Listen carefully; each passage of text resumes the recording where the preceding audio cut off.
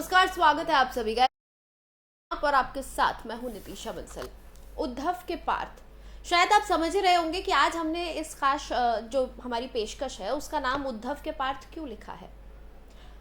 जिस अंदाज में संजय राउत इस तस्वीर में खड़े हैं, जिस अंदाज में हमने उन्हें देखा अपनी गाड़ी के सनरूफ से बाहर निकलकर लोगों का अभिवादन करते हुए, उससे ऐसा लग रहा है कि कोई विक्ट्री मनाने वो जा रहे हैं, अपने विक्ट्री जुलूस में वो निकले हुए हैं, कोई जश्न मना रहे हैं। और पार्थ, इसके दो अर्थ हैं। जिस अंदाज में आज वो निकले हैं और उसके साथ ही जिस तरह से पार्थ ने घोटाला किया वेस्ट बंगाल में, उसी तरह का एक घोटाला हमें महाराष्ट्र में देखने को मिला। दोनों ही जगह जो सत्तारूढ़ पार्टी है उसमें एक 2 नंबर के कद वाला शख्स लोगों को लूट रहा है, लोगों के साथ उनकी जो मेहनत की कमाई है उसे उनसे छीन रहा है। और उसके बाद लोगों के हाथ क्या लगता है? निराशा। लोगों के हाथ क्या लगता है? कोर्ट कचहरी।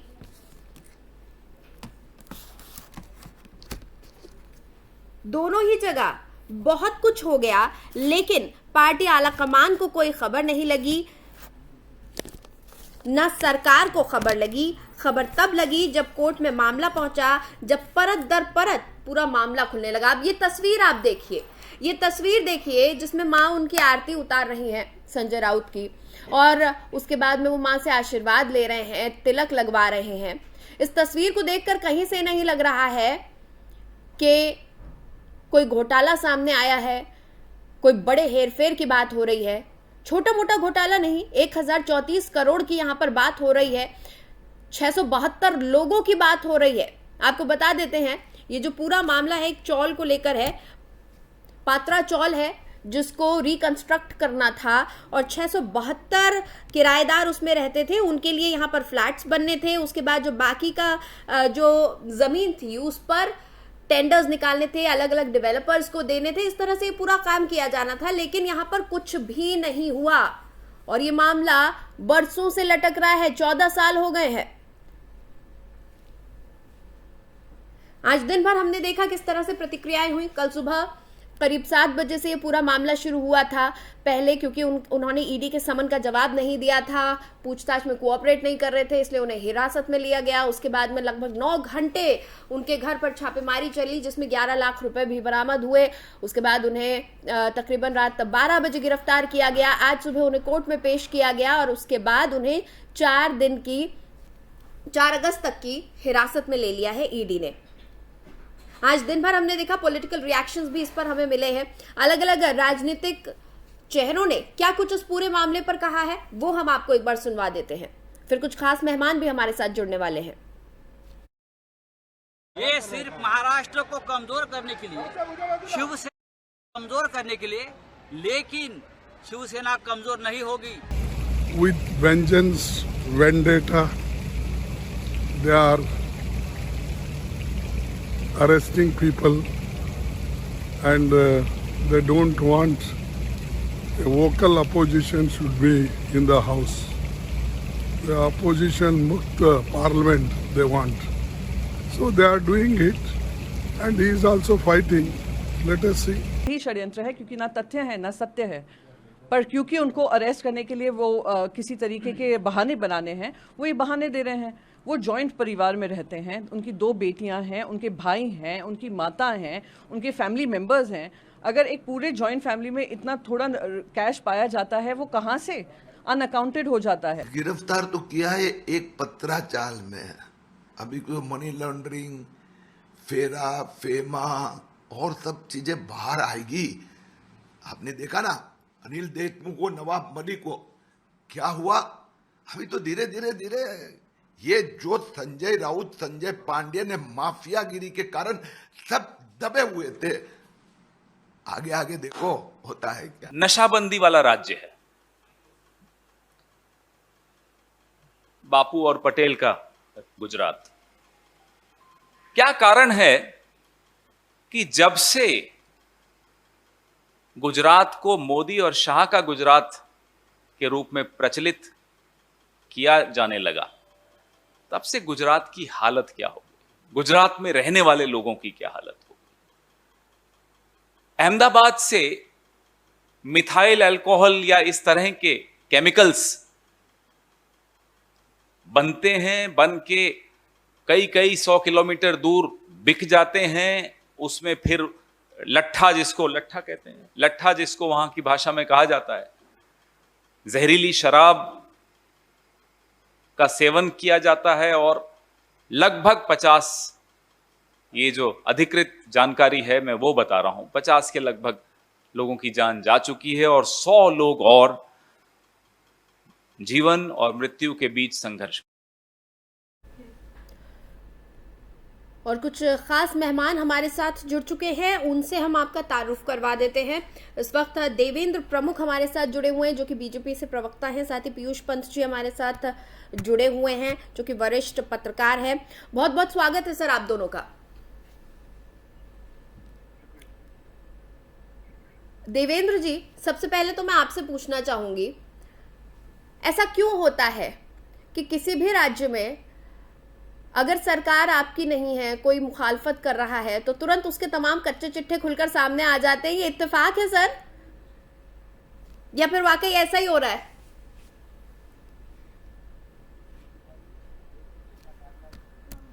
ये महाराष्ट्र की बात नहीं है, पूरे देश में यहाँ विवादित मामले हैं, इस तरह से ये दिक्कतें हो रही है। घोटाले हैं किसी भी तरह से, किसी सरकार में हुए थे, पुराने टाइम के हुए थे, उसमें ईडी और सीबीआई स्वतंत्र संस्था जिसको अपना विशेषाधिकार है जी, वो अपने तरीके से जहाँ से लड़ता है कि बड़ा मामला है, बड़ा घोटाला है तो निश्चित कार्रवाई करती है। इससे सरकार का कोई लेना देना होता नहीं है, लेकिन विपक्ष से जब इन पर दबाव बनता है या कोई दिक्कत हमें लगती है तो सरकार को टूटने लगते हैं।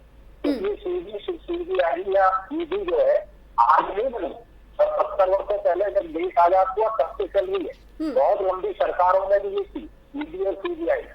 ये तो काम है, माननीय सुप्रीम कोर्ट ने कभी तक चौथा भी संबोधन किया था, लेकिन जब कहा इस तरीके के चिल्लाने होते थे, अगर ईडी सीबीआई अपना काम कर ले तो इससे सरकार का कोई लेना देना समझता नहीं।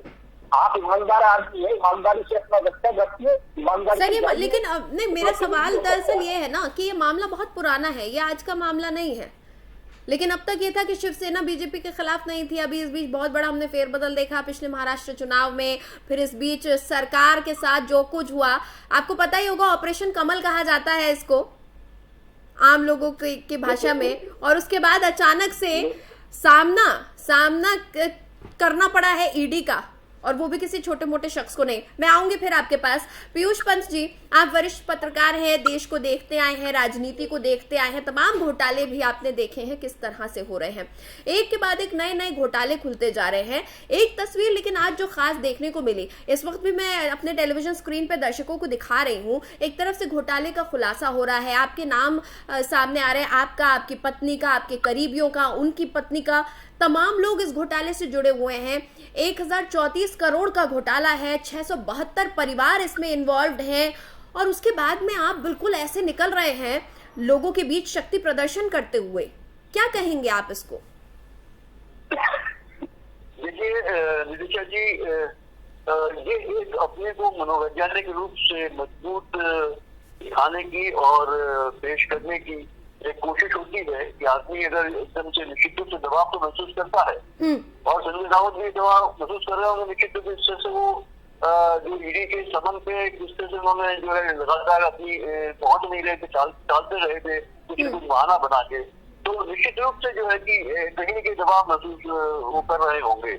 और ये जाते समय जिस समय उनको ईडी वाले ले जा रहे थे तो माँ से मिलना, ये देखिए ये तो एक नेचुरल प्रक्रिया भी हम तो कह सकते हैं कि आप जब घर पे जाते हैं तो माँ का आशीर्वाद निश्चित रूप से, खासकर संकट की घड़ी में आप ईश्वर को याद करते हैं, और माँ अगर आपके या पिता है आपके जो भी बुजुर्ग है उनका आशीर्वाद देते हैं, ताकि आने वाला संकट का जो गहरा रहा है आपके ऊपर, उससे आपको एक छुटकारा मिल सके या वो कम हो सके। कि तो मुझे लगता है कि एक प्राकृतिक चीज है। और सर आरती उतारना, माँ उनकी आरती उतार कर भेज रही है घर से उन्हें, ईडी उन्हें हिरासत में लेने की तैयारी कर रही है। नहीं सर, मेरा सवाल यहाँ पर है ना कि ईडी उन्हें हिरासत में लेने की तैयारी कर रही है, ईडी गिरफ्तार कर चुकी है, अब कोर्ट में पेश होना है उनको, और उस वक्त वो आरती उतरवा रहे हैं। और निश्चित रूप से देखिए, मैंने कहा ये एक अपना एक ये दिखाने की कोशिश होती ये है कि मनोवैज्ञानिक हमने प्रेशर बनाने की कोशिश की जा रही है सामने वाले पर कि हम तैयार हैं तुम्हारा सामना करने के लिए, लेकिन क्या उस जनता के प्रति कोई जवाबदेही नहीं है इन लोगों की जिनके धन के साथ खिलवाड़ कर रहे हैं। 672 लोग, उनको जब तक उनका फ्लैट नहीं मिल जाता, आशियाना नहीं मिल जाता, उनके किराए की जो है इन्होंने पेमेंट करनी थी वो किराया उनको नहीं दिया गया, सिर्फ 2014-15 का उनको किराया दिया गया, उसके बाद से उनको राम भरोसे छोड़ दिया गया है। निश्चित रूप से देखिए नितिशा जी, ये दुर्भाग्यपूर्ण है कि हमारी जो राजनीति है और उसमें जो राजनेता हैं वो निश्चित रूप से जो भी सत्ता में होते हैं और वो किसी भी पार्टी के हैं, इस तरह का जो है भ्रष्टाचार करते हैं और गरीबों के साथ ही खिलवाड़ होता है। गरीबों के आंसू पोंछने के बहाने ही जो है कि अपनी जेबें भर ली जाती हैं, अपने खजाने भरे जाते हैं। ये हमने आज से नहीं बहुत समय से देखा है, चाहे वो देखिए अभी जितने भी घोटाले हैं उनमें यही आया है कि जनता के नाम से काम किया जाता है, लेकिन जेबें किसकी भरती है, वो भरती है राजनेताओं की भरती है। यहाँ पे भी हमने वही देखा, संजय राउत के सामने भी वही चीजें सामने आ रही है कि चौल का डेवलपमेंट के नाम पे जो है जो ठगा गया लोगों को वहाँ पे, उसके आधार पे अपने अपने जो है कि जेबें भरी गई वहाँ पे, और ये आरोप उन पे लग रहे हैं। अब कितना सच है ये तो ईडी की इंक्वायरी होगी तभी पता लगेगा, लेकिन इस तरह का हमने देखा है। और संजय राउत जो है शरद पवार जी के भी करीबी माने जाते हैं। शरद पवार जी और उनकी पार्टी भी और अजीत पवार जो उनके भतीजे हैं, वो कोऑपरेटिव सोसाइटी के घोटाले में उनका भी नाम है कहीं न कहीं। तो सारे राजनेता, सारी पार्टियों के नेता कहीं न कहीं भ्रष्टाचार। और देखिए भारतीय जनता पार्टी जहाँ इसका एक पॉलिटिकल इस्तेमाल तो कर ही रही है, लेकिन वही एक मैसेज देने की कोशिश कर रही है कि हम जो है कि भ्रष्टाचार के खिलाफ है। हालांकि अभी ये सत्ता में है, इसलिए कहा नहीं सकता कि ये क्या कर रहे हैं, और जब सत्ता से बाहर होंगे तब इनके भी उजागर होंगे। लेकिन ठीक है, यहीं से एक सवाल मैं बीजेपी से ले लेती हूँ। देवेंद्र जी तो लगातार हमारे साथ जुड़े हुए हैं। देवेंद्र जी देखिए, इसी चीज को लेकर उद्धव ठाकरे ने भी कहा है, उनका बयान सामने आया है और उन्होंने साफ तौर पर कहा संकेत दिए कि देखिए बदले की राजनीति की जा रही है, और उन्होंने आगाह भी किया, चेतावनी दी है। आपने देखा होगा, उन्होंने कहा है कि जब हमारी बारी आएगी, जब हम सत्ता में आएंगे तब क्या होगा वो आप सोचिए। नहीं, अब से पहले उनकी बारी थी तब क्या किया उन्होंने? अगर अब से पहले उनकी बारी थी जो कर सकते थे वो नहीं, अब तक तो बीजेपी के साथ थे ना, अब तक तो बीजेपी के साथ थे। आमना सामना तो अब हो रहा है ना कि शिवसेना ये और बीजेपी ये, उद्धव ठाकरे ये और शिंदे चले गए हैं इधर बीजेपी के साथ। उद्धव ठाकरे जो शिवसेना पर अपना एकाधिकार मानते थे, उनकी सत्ता को चुनौती दी गई है, संजय राउत को चुनौती दी गई है। मैं इस चीज और क्लियर करना, ये चीज को करने से लेकर करें, जो क्षेत्रीय पार्टियां आज की तारीख में जो भी घोटाला कहीं खुलता है तो उसको वो दूसरे हिसाब से लेकर मानते हैं, उसे व्यक्तिगत ना लेकर। ये पूरे देश में चला हुआ।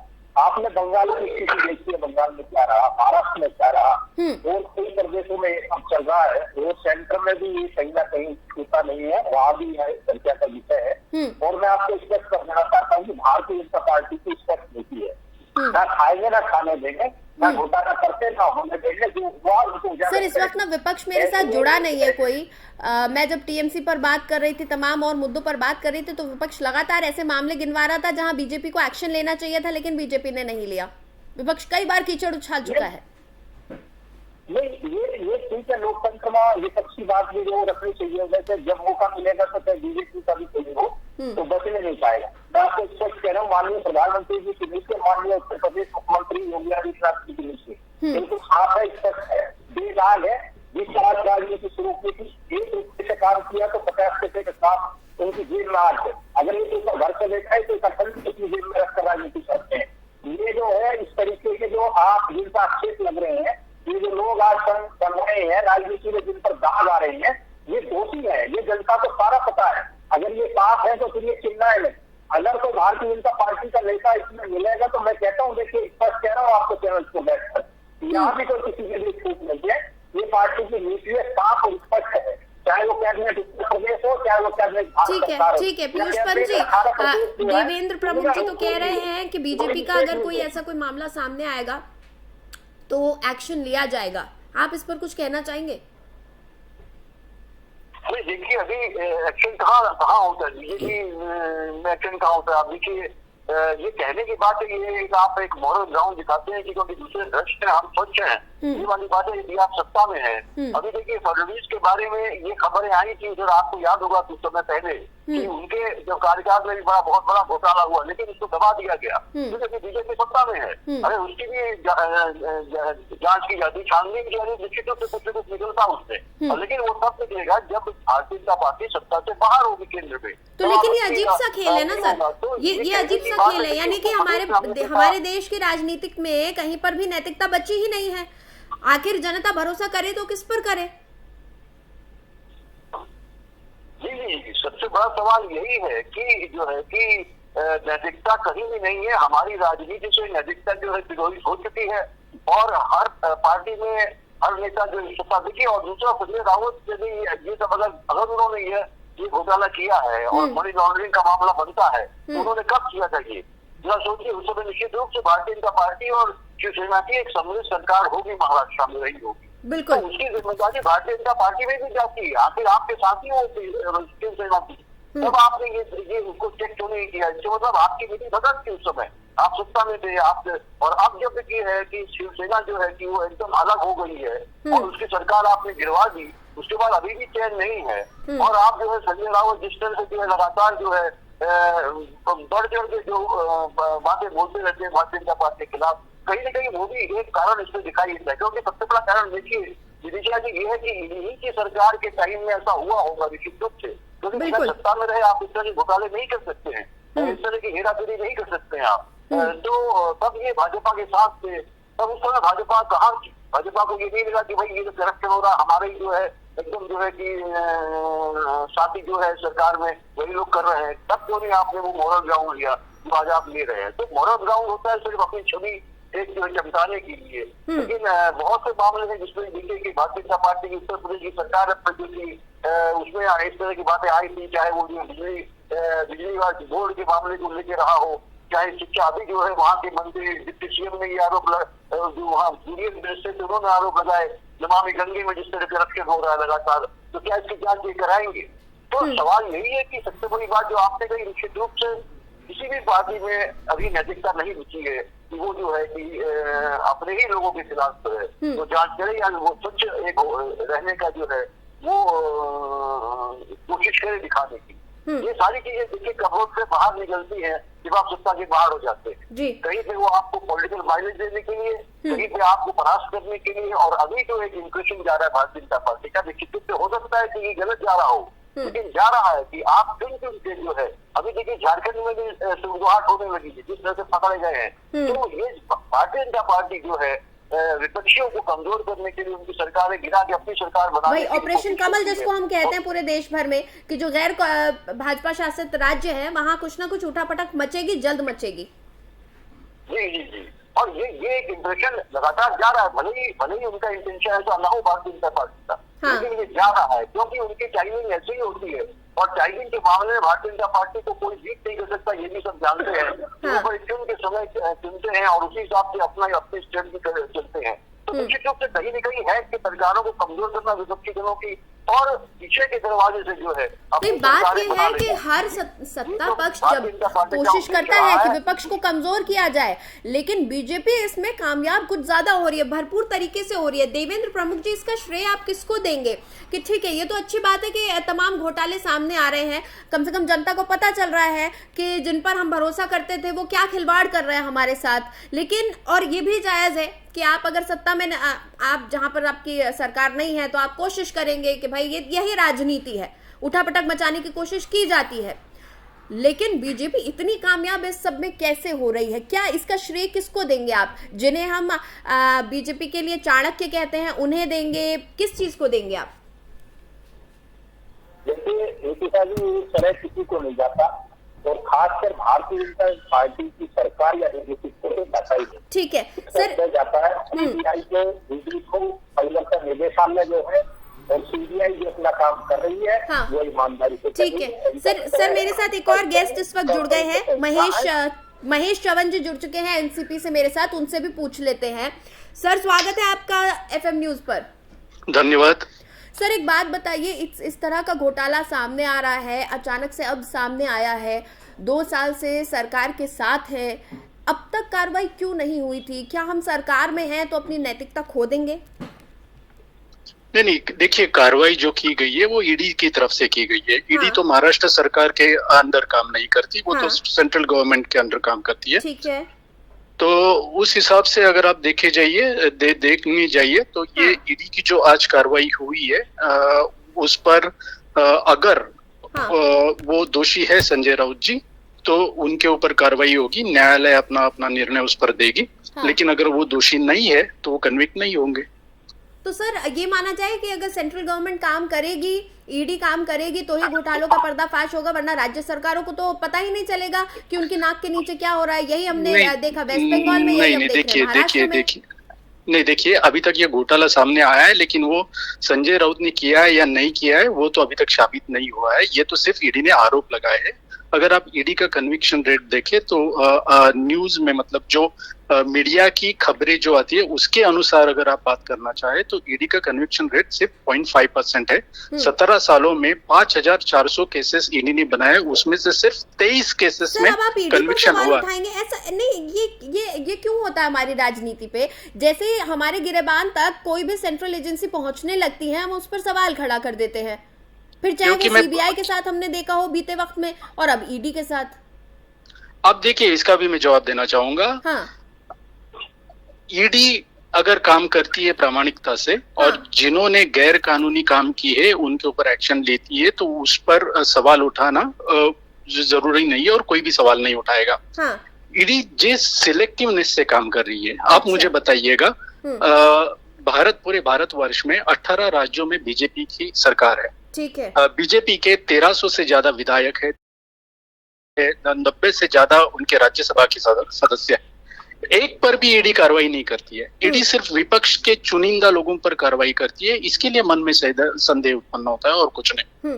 ठीक है, इसका जवाब बीजेपी से ही ले लेते हैं। देवेंद्र जी, अब आप बता दीजिए, ये कह रहे हैं, फिर से वही बात आ रही है कि ईडी सिलेक्टिव कार्रवाई कर रही है। अच्छा क्वेश्चन है, मैं कोशिश करूंगा, लेकिन समझ में अगर जवाब आएगा जी। मुझे लगता है कि किसी भारतीय जनता पार्टी शासित प्रदेश में ऐसा कहीं कोई सावधान चेहरा है, चाहे वो सरकार का हिस्सा है, कोई भी है, अगर ईडी या सीबीआई ये लिखित में लीड उसके साथ में जो भी एविडेंस है उसको पेश करते हैं, तो निश्चित जो है मुझे लगता है कि विचार करेगी सीबीआई और ईडी, और उसके बाद भी कोई दिक्कत है तो फिर भारत का जो कोर्ट है वो एक ऐसी संस्था है, माननीय सुप्रीम कोर्ट तो सुप्रीम पावर है, आप जाकर इस पर कार्रवाई करा सकते हैं। इसमें कोई ऐसी बात नहीं है कि सरकार कहीं इस पर आक्षेप करेगी या रोकेगी। अन्यथा ये एक आजाद जो संस्था है, अपनी मर्जी से काम करती है। सीबीआई हो, ईडी हो, ये पहले से भी काम करती आई है, आज भी काम करती आई है। जहाँ बड़े घोटाले ज्यादा सिस्टम लग रहा है वहाँ ये स्टेप बाय स्टेप नंबर पे काम कर रहे हैं। आप चिंता ना करें, जो दोषी होगा वो बचेगा किसी भी पार्टी का। किसी भी पार्टी का।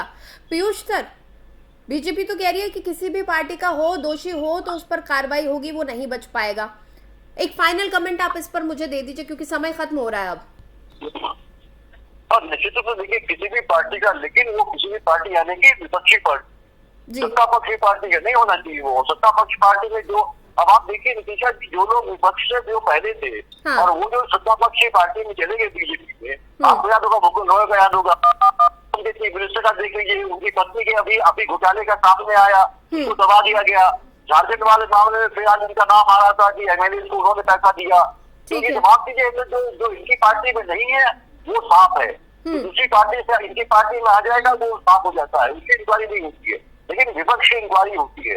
हाँ, जबकि ये सही है कि भारतीय राजनीति में जो है बहुत बहुत ज्यादा भ्रष्टता है और हर पार्टी की सरकारें जो रही है उन्होंने भयंकर भ्रष्टाचार किया, इसमें कोई दो राय नहीं है। कुल मिलाकर पूरी राजनीति जो है गंदा खेल है, आप ये कह रहे हैं। देवेंद्र जी, एक फाइनल कमेंट मुझे दे दीजिए। ये भ्रष्टाचार अचानक सामने आया है, बहुत बड़ा भ्रष्टाचार है, आखिर क्या वजह है संजय राउत का जो आज सामना हुआ है ईडी से?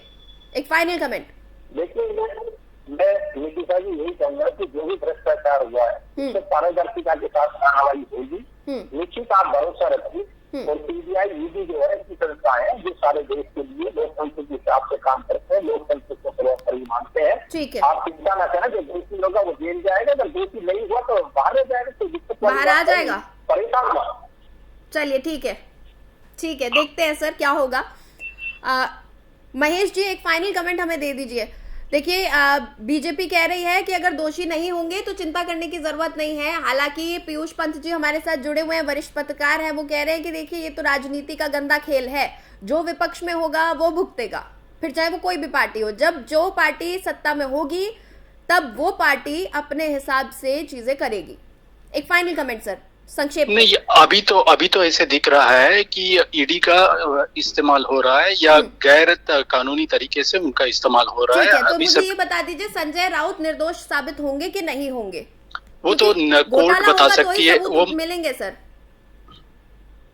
देखिए वो तो कोर्ट बता सकती है वो निर्दोष साबित होंगे कि नहीं होंगे, लेकिन जिस तरह से कन्विक्शन रेट ईडी का है, जिस तरह से टाइमिंग ईडी की एक्शन की है, जिस तरह से भाजपा ने 100% भाजपा करने का नारा लगाया है और वो लोगों में जाके वोट मांग के चुन के अगर आए और 100% भाजपा हो तो हमें तो कुछ एतराज होना नहीं चाहिए। लेकिन इस तरह से दबाव तंत्र से सेंट्रल एजेंसीज का दुरुपयोग करके अगर वो 100% भाजपा का लाना चाहते हैं तो वो गलत। बाहर आएंगे कि नहीं आएंगे, निर्दोष साबित होंगे क्या नहीं? चलिए माफी चाहूंगी, समय खत्म हो चुका है हमारे पास। बहुत बहुत शुक्रिया देवेंद्र जी, पीयूष जी और महेश जी, आप तीनों हमारे साथ जुड़े, इस खास चर्चा में हमारे साथ शामिल हुए। धन्यवाद। तो एक के बाद एक घोटालों पर घोटाले, एक के बाद एक हजारों करोड़ों की बात यहाँ पर हो रही है। कभी पश्चिम बंगाल तो कभी महाराष्ट्र। आम जनता के टैक्स के पैसे से, आम जनता के पैसे से लगातार खिलवाड़ हो रहा है, लगातार नए नए घोटाले सामने आ रहे हैं। अब आगे क्या कुछ होगा, क्योंकि राजनीति भी इससे जुड़ी हुई है। तमाम पार्टियां, विपक्षी पार्टियां कह रही हैं कि ईडी को सत्ता पक्ष नचा रहा है, ये सत्ता का खेल है और कुछ नहीं। अब आगे क्या होगा, क्या इन सभी को क्लीन चिट मिलेगी या फिर इन्हें अपने किए का भुगतना होगा, ये हम वक्त के साथ देखेंगे। बहुत बहुत शुक्रिया आप सभी का FM न्यूज पर मेरे साथ जुड़ने के लिए।